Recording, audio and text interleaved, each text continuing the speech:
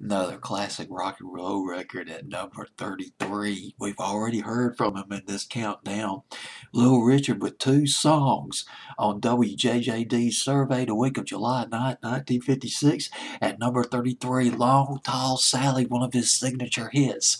Little Richard and 12 Bar Blues, rock and roll. 12 Bar Blues. It was produced. It was written by three people. I forgot one of the guys' names, but Little Richard co-wrote this song with Robert Bumps Blackwell. Robert Bumps Blackwell, the artist and repertoire man at Specialty Records, Little Richard's label, in-house producer at Specialty Records, produced Long Tall Sally by Little Richard. The song was recorded in New Orleans at J&M Studio.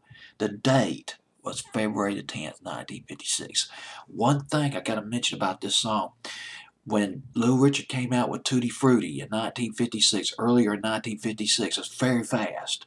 But then Pat Boone came out with a version of Tutti Frutti, which made top 20 on Billboard's Hot 100. And Robert Bumps Blackwell and Little Richard wanted to do a song so fast, the lyrics were so fast, the song was so up-tempo that Pat Boone could not possibly keep up with it. Thus, they recorded Long Tall Sally. And lo and behold, Pat Boone did a version of that song as well. Gotta mention there were session musicians that backed Little Richard on this record. Crack session musicians at Specialty Records. One of them, I gotta mention his name, Earl Palmer. Earl Palmer was a session drummer. He had played sessions for years. He played drums on Summertime Blues by Eddie Cochran. He played on Fats Domino's hits records. He played sessions with Fats Domino. He played on I'm Walking, Blue Monday. Oh, one of Fat Man's best songs was Blue Monday. He also played on the Fat Man, one of Fats Domino. I think that was Fats Domino's first R&B hit.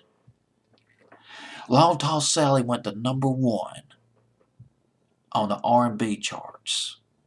It was on the R&B charts for 19 weeks. Phenomenal. Went to number 6 on Billboard's Hot 100.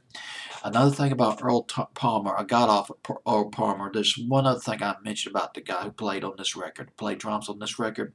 Earl Palmer moved to the West Coast in the late 50s. Eventually, he became a member of the legendary Wrecking Crew. The Wrecking Crew were a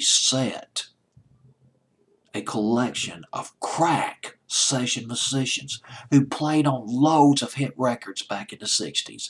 Among the songs that Earl Palmer played on, Little Old Lady from Pasadena by Janet Dean.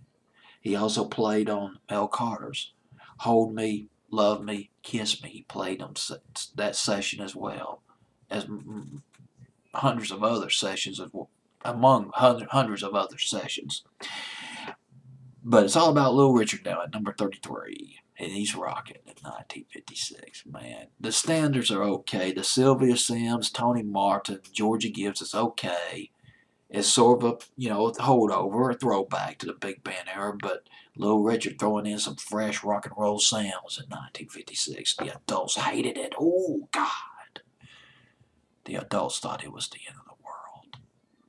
They absolutely hated this music, but the kids loved it, and that's what counts.